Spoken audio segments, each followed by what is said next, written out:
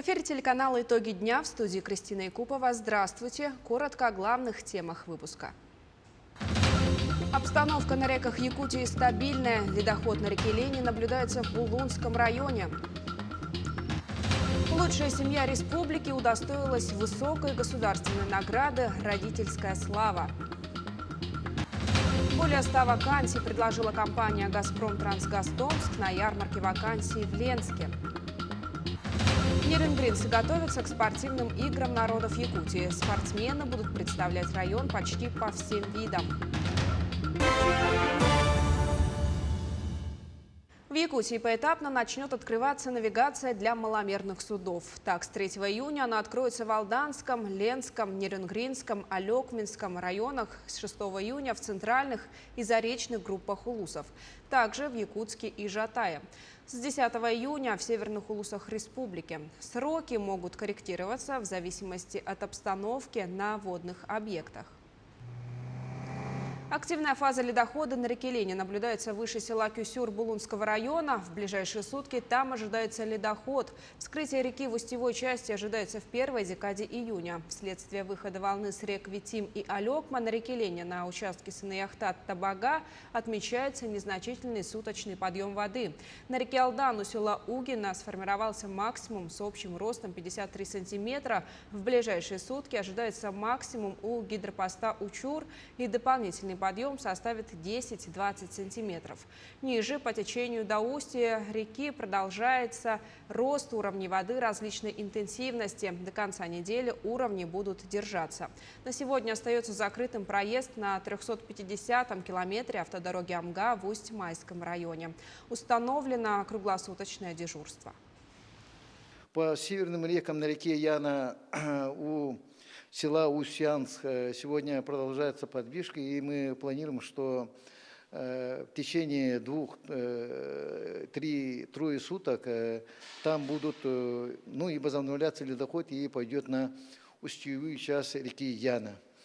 По Индигирке,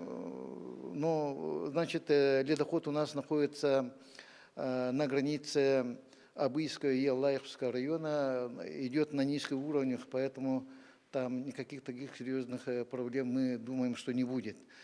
По реке Колыма вторая волна, она уже началась, и сегодня уровень у поселка Зырянка дошел до 566 сантиметров, но наблюдаем на территории Магаданской области, на верховье реки Колыма, снижение уровня интенсивностью от 15 до 35 сантиметров, поэтому, наверное, скорее всего, через сутки-двое будет происходить снижение уровня и освобождение взлетно-посадочной полосы поселка Зырянка. Что касается лесных пожаров, то на сегодня действует один очаг в Ленском районе. В связи с отдаленностью и отсутствием угрозы населенным пунктам и объектам экономики, муниципальное образование рассматривает вопросы о прекращении действий и потушению этого пожара. Зондировщик сегодня вылетел в ближнюю группу улусов на искусственное вызывание осадков. Завтра будем планировать, исходя из ресурсной облачности направления. У нас в планах вылеты в заречную группу улусов, и ближнюю группу улусов тоже повторно. Сотрудники Республиканского управления Россельхознадзора совместно с Якутским лесничеством выехали на мониторинг фитосанитарного карантинного состояния лесных массивов. Ежегодно, начиная с мая, проводится проверка хвойных деревьев на наличие сибирского шелкопряда. Как проходит мониторинг и какие методы используют инспекторы, узнавала Светлана Амосова. 2-3 сильных удара, из дерева посыпались гусеницы. Бывало она, наверное, 2-3 возраста была. Бывало уже 5-6 возраста. Сибирский шелкопряд – это один из самых вредоносных карантинных объектов. В 2020 году на территории городского округа Якутск наблюдалась массовая вспышка. На одном дереве могло быть более 200 особей, а на сегодняшний день их количество в разы меньше. Раньше наблюдалось, что через каждые 20 лет сибирский шелкопряд дает очень хорошую вспышку. То есть там в литературе пишется, что от 100 до 400 особей на одном дереве, да? И вот эта вспышка, период даже, скажем, да, сократился в связи с тем, что у нас погодные условия очень благоприятные стали. Жаркое и засушливое лето – это отличные условия для популяции шелкопряда. При массовом размножении они могут поедать не только хвойные деревья, но и перейти на другие, тем самым разрушая и убивая лес, ведь он после не восстанавливается. Одна феромонная ловушка у нас развешивается на территории 200 га. При проведении обследования используются 3 основных метода их обнаружения. Визуальный метод, метод околота и применение феромонных ловушек. Их ставят только в период массового лета, а это в начале июля. В 2022 году будет установлено 1270 феромонных ловушек, 350 на сибирского шелкопряда, 200 на усачей рода монохамус, 50 на непарного шелкопряда. Остальные ловушки применяются при мониторинге на посевных площадях, оранжереях, теплицах, складских помещениях.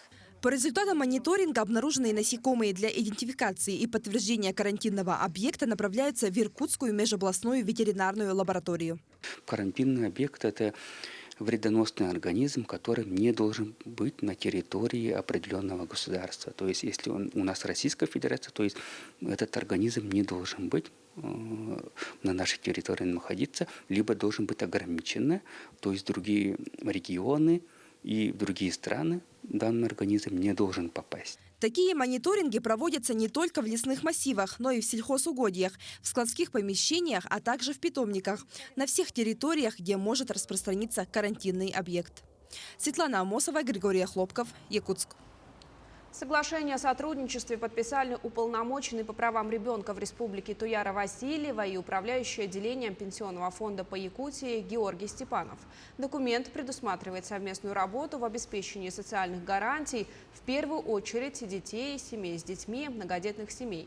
Подписанное соглашение включает участие сторон в выработке и реализации решений, направленных на соблюдение прав и законных интересов детей, взаимодействие в области правового просвещения, проведение совместной информационно-разъяснительной работы среди семей, имеющих детей, по вопросам социального обеспечения, в том числе государственных услуг, предоставляемых Пенсионным фондом России. В Якутске отметили лучшую семью республики. Глава региона Айсан Николаев вручил многодетной семье Пестряковых высокую государственную награду «Родительская слава» за большие заслуги в укреплении института семьи и воспитания детей. На торжественное мероприятие приехала вся семья. Людмила и Петр Пестряковы воспитывают 7 дочерей и 3 внучек.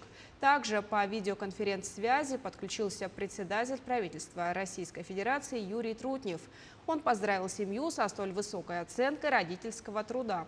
Айсан Николаев отметил, что многодетные семьи являются гордостью и богатством республики. В апреле, когда первый раз увидели, обрадовались, конечно, очень. Это очень волнительный момент, можно сказать. Вот последние дни вообще толком не спим.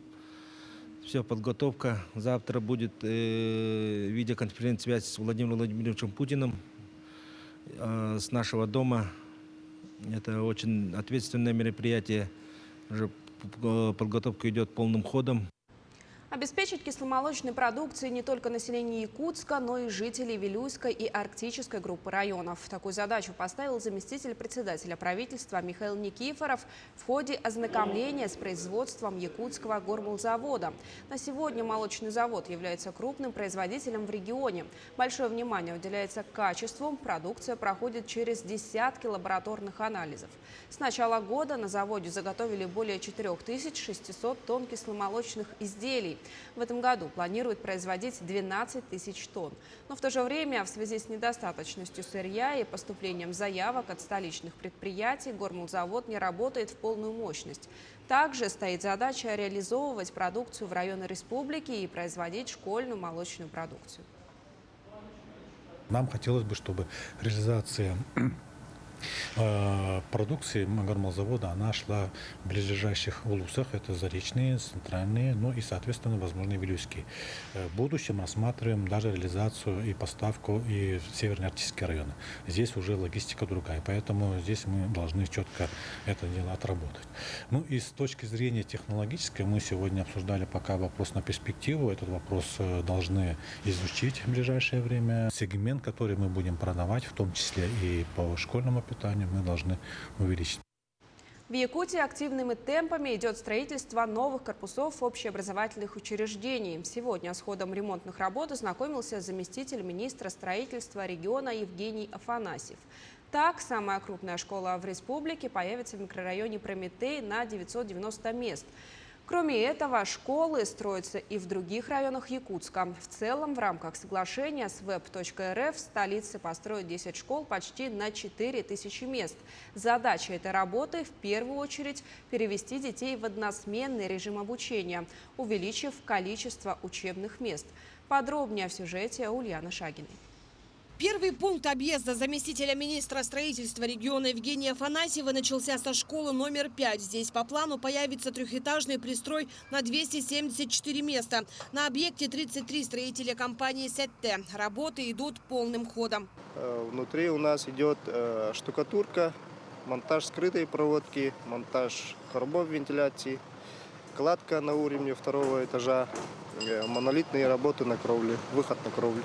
В этом году школа набирает 3 первых дополнительных класса. Планы очень большие. Главной задачей стоит переход в односменку, что в разы повысит комфорт учеников и их родителей. Надеюсь, что в следующем году, когда введется здание, те учащиеся, которые учатся со 2-й смены, это 6-е, 7-е, 8-е классы, перейдут в 1-ю смену, и мы будем уже учиться всей школой в односменном режиме. Ждут расширения своего здания уже в этом году и в школе номер 12 в селе Пригородное. Здесь также появится каменный пристрой площадью более 5000 квадратных метров. Проект нового объекта был утвержден 4 года назад, а первую сваю забили в прошлом году. В новом пристрое, кроме 27 кабинетов, разместят современную библиотеку, столовую, актовые и спортивные залы. Работы ведутся по графику. В этом году мы должны завершить строительство школы и сдать вовремя. В новую школу в следующем году пойдут и воспитанники речевой школы на Покровском тракте. Ее возводят в рамках государственно-частного партнерства. Заказчик – компания АЭП «Капитал». Строители отчитались. На сегодня объект готов на 28%. Коробка уже стоит. Сейчас идет монтаж внутренних электросетей. Помимо основного учебного здания, дети с тяжелыми нарушениями речи получат интернат на 100 мест. На сегодняшний день на объекте работает более 50 человек разными бригадами по объекту, то есть отдельно на школу, отдельно на интернат. И в целом отставания от графика нету, идем по плану и планируем, что к концу года объект будет введен. Помимо строительства школ и пристроев, в регионе полным ходом идет капитальный ремонт образовательных объектов. Так, 1 сентября ученики 11 школ столицы войдут в обновленные здания. В целом, до 2023 года регион получит около 3 миллиардов рублей на ремонт и оснащение образовательных учреждений. Ульяна Шагина, Екатерина Амозова, Семен Семенов, Якутск. Будущие автомеханики Алданского политехнического техникума готовятся к демонстрационным экзаменам. В этом году испытания будут проходить на новой учебно-производственной площадке. Реконструкция велась в течение года, и теперь мастерская, оснащенная современным оборудованием, полностью соответствует стандартам WorldSkills. Продолжение темы в нашем сюжете. До демонстрационного экзамена по компетенции техническое обслуживание и ремонт автомобильного транспорта осталось всего 3 недели, и студенты Алданского политехникума активно готовятся к испытаниям. В этом году экзамен будет проходить на новой площадке. Современная мастерская оборудована в здании бывшего спортзала. В этом году на экзамен 3 модуля будет. Это двигатель, тормозная система и электрические системы. То есть и подготовлено, получается, на площадке именно по 3 модулям. Реконструкция автомастерской велась в течение года. Необходимо было выполнить огромный объем капитальных работ, произвести бетонирование напольного покрытия, оборудовать подъездной пандус. После внутренней отделки настал черед монтажа оборудования. На ниве ремонта трудились мастера производственного обучения, без отрыва от основной деятельности, а помогали им студенты. Работы было очень много, начиная от каких-то отделочных работ до закупки оборудования нужного, чтобы у нас все соответствовало для проведения демонстрационного экзамена. В строительстве наряду с усердием важна материальная составляющая. К собственным средствам политехникум получил финансирование из республиканского бюджета и по федеральной программе модернизации мастерских. Поддержку оказали промышленные предприятия района. Нам оказывали большую помощь здесь и наши организации, с которыми мы традиционно сотрудничаем, и не только в рамках эксплуатации автомобильного транспорта, но это и наши горные предприятия. Автомеханическое отделение в политехникуме является одним из наиболее многочисленных. Специальность техническое обслуживание и ремонт автомобилей остается востребованной. Важность прочной учебно-производственной базы для подготовки квалифицированных кадров бесспорна. С введением объекта в эксплуатацию студенты получили целый учебно-производственный комплекс. Появление такой мастерской дает возможность это квалифицированно и компетентно проводить экзамены по системе WorldSkills и демо-экзамены, проводить районные и региональные соревнования по системе WorldSkills. При этом данная мастерская дает возможность совершенствоваться сотрудникам предприятий, ну и, конечно, нашим обучающимся и студентам. В планах у руководства политехникума оснащение учебно-производственной площадки модернизированным модулем, который позволит проводить работы по развалу и схождению. Татьяна Вахнина, Георгий Баранов, Алдан. В течение этого года в филиалах и подразделениях ГУП ЖКХ Республики проводится благотворительная акция «100 добрых дел». Она посвящена столетнему юбилею Якутской ССР. В рамках акции сотрудники проводят субботники, помогают пожилым и многодетным семьям. Так, работники Сунтарского филиала котельных 7 и 8 установили автономные пожарные извещатели в 8 домах жителей районного центра. Увеличат, так скажем, свое чувство патриотизма непосредственно перед отчизной, перед родиной, перед своей семьей, да, и укрепляет чувство ответственности и, так скажем, чувство плеча друг друга, что в это непростое время только благодаря совместным усилиям, только совместной работе мы можем поддержать наших военнослужащих, которые сейчас принимают участие в специальной военной операции. Ярмарка вакансий компании «Газпром Трансгаз Томск» прошла в Ленске. Сотрудники рассказали об открытых должностях, условиях и особенностях работы. Светлана Балеева с подробностями. Надо сказать, что ярмарка вакансий компании «Газпром Трансгаз Томск» всегда вызывает интерес среди жителей города. Проходимость в этот день огромная. Ленчан, желающих работать именно на этом предприятии, всегда достаточно. В последнее время, лет 5-10 лет назад, в приоритете у нас добыча нефти и газа, но и будущее района с этим предприятием, за этим направлением. Поэтому участников? Да, поэтому участников больше. И на сегодняшний день нашим потенциальным соискателям рабочего места предоставлен широкий спектр большого количества вакансий. Ну и надеемся, что мероприятие будет очень плодотворное. Работодатели найдут соответствующих сотрудников, а потенциальные соискатели рабочего места найдут подходящую вакансию. Попытать удачу пришел в этот день и Юрий Чевашов. Он ищет работу по специальности линейный трубопроводчик. Молодой человек закончил Новосибирский университет по нефтегазовому направлению. Проходил практику в компании «Газпром Трансгаз Томск». Понравилось, появилась мечта устроиться на предприятие на постоянной основе. У меня нефтегазовое дело профиль.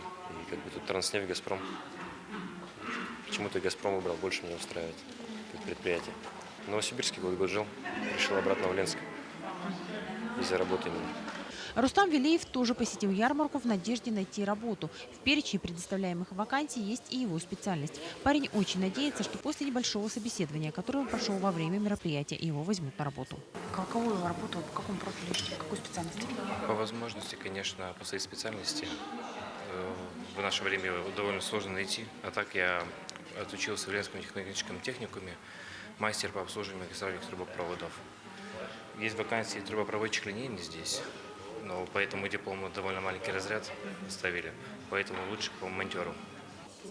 В этот день компания «Газпром Трансгаз-Томск» предлагала более 100 вакансий, такие как инженер по охране труда и промышленной безопасности, инженер и слесарь КИПИА, электромеханики, трубопроводчик линейный, электромонтер, инженер службы связи и многие другие. Отдельно по каждому направлению ленчанам специалисты компании рассказали о специфике работы и обязанностях сотрудников. За 2 часа ярмарку посетило несколько десятков человек, оставлено столько же резюме. Все они будут направлены в главный офис на рассмотрение. Светлана Балеева, Далее Андреев, Ленск. Акцию «Забота о детях» провели в Якутске в преддверии Международного дня защиты детей. Так была проведена информационно-разъяснительная работа для граждан, имеющих детей, по вопросам обязательного социального страхования на случай временной нетрудоспособности или в связи с материнством. Организаторы акции подробно рассказали посетителям о том, какие социальные услуги могут получить маломобильные граждане, временно нетрудоспособные, а также матери, находящиеся в отпуске по уходу за ребенком. Очень хорошо, что проводятся такие акции, удобно. Допустим, есть вопросы какие-то возникают, что вот сейчас я подошла, и мне все объяснили, рассказали. То есть очень много вопросов, касаемых социальной именно работы, именно по инвалидности, допустим, детей, по рождению, по пособиям. То есть очень хорошо, что проводятся такие акции. Хотелось бы, чтобы проводились они почаще. Также в Якутске сегодня провели акцию «Здоровая молодежь. Сильная республика». Она посвящена Всемирному дню борьбы с курением, Году матери в республике и столетию ЯССР. Мария Кардашевская побывала на мероприятии. Сегодня, в день Всемирного дня борьбы с курением, Министерство здравоохранения Республики совместно с медицинскими центрами города провели спортивно-оздоровительную акцию, в которой каждый желающий смог бесплатно проконсультироваться с врачами, пройти медосмотр, сдать анализы, а также принять участие в играх и квестах. Как мы знаем, табакокурение является фактором многих заболеваний, как это рак легких, заболевания легких. Ну и в том числе страдает весь организм, можно сказать, да? Весь организм страдает, и мы хотим, чтобы молодежь была здоровая. Каждый желающий смог получить консультацию терапевта, диетолога, нутрициолога, офтальмолога и других.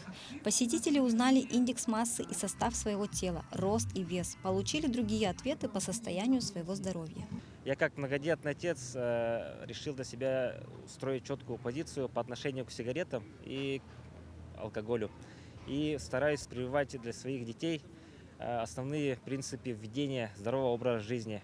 Сегодня на открытых площадках города возобновили работу ставшие уже традиционными утренние зарядки, одну из которых провела мастер спорта международного класса по легкой атлетике Сардана Трофимова. Сегодня делали утреннюю зарядку, короткую. Мне очень нравятся такие мероприятия. Я рада быть участницей. Надеюсь, что я чем-то мотивировала будущее поколение, молодежь. Также организаторы провели квесты, игры, флешмоб, викторины по формированию здорового образа жизни и концерт молодежных коллективов и артистов якутской эстрады. Мария Кардашевская, Георгий Григорьев, Якутск. В этом году пройдут 8-е спортивные игры народов Якутии. На этот раз принимающей стороной выступает Усть-Алданский район. Уже начались отборочные соревнования. Еренгринские спортсмены будут представлять район почти по всем видам спорта, заявленных в мероприятии. Продолжит Ирина Жданова. Всего в проект программы спортивных игр включены 17 видов спорта. По предварительным данным, ожидается участие около 7 тысяч спортсменов из всех районов республики. Спортсмены Еренгринского района очень основательно готовятся к соревнованиям и подготовке к барагонцам, к 8 спортивным играм. Проходят отборочные соревнования в городе Якутск.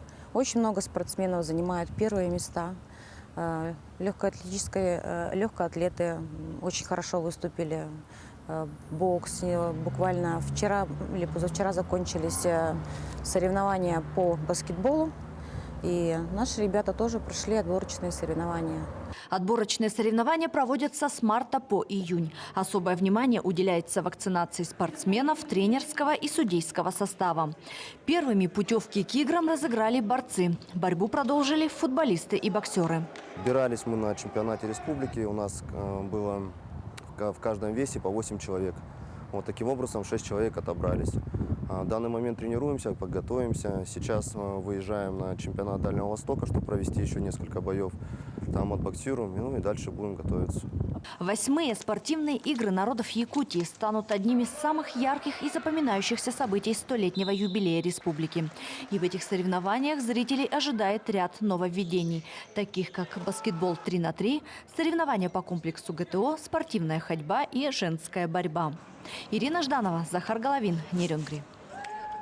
Еще до выхода во всероссийский прокат в копилке у якутского фильма «Джулур Масс-рестлинг» несколько наград. Так, на 12-м международном фестивале в Ульяновске кинокартина одержала победу за лучшую режиссерскую работу, и на фестивале «Алафейская гора» в Тобольске сразу 2 награды – лучшая мужская роль и лучшая режиссерская работа. На закрытых показах в одном из центральных городов фильм так понравился зрителям, что режиссера встречали как звезду мирового масштаба. «Джулур Масс-рестлинг» выйдет в прокат 2 июня и будет доступен в 2 версиях – в оригинальной озвучке на якутском языке с русскими субтитрами и в профессиональном многоголосом дубляже на русском.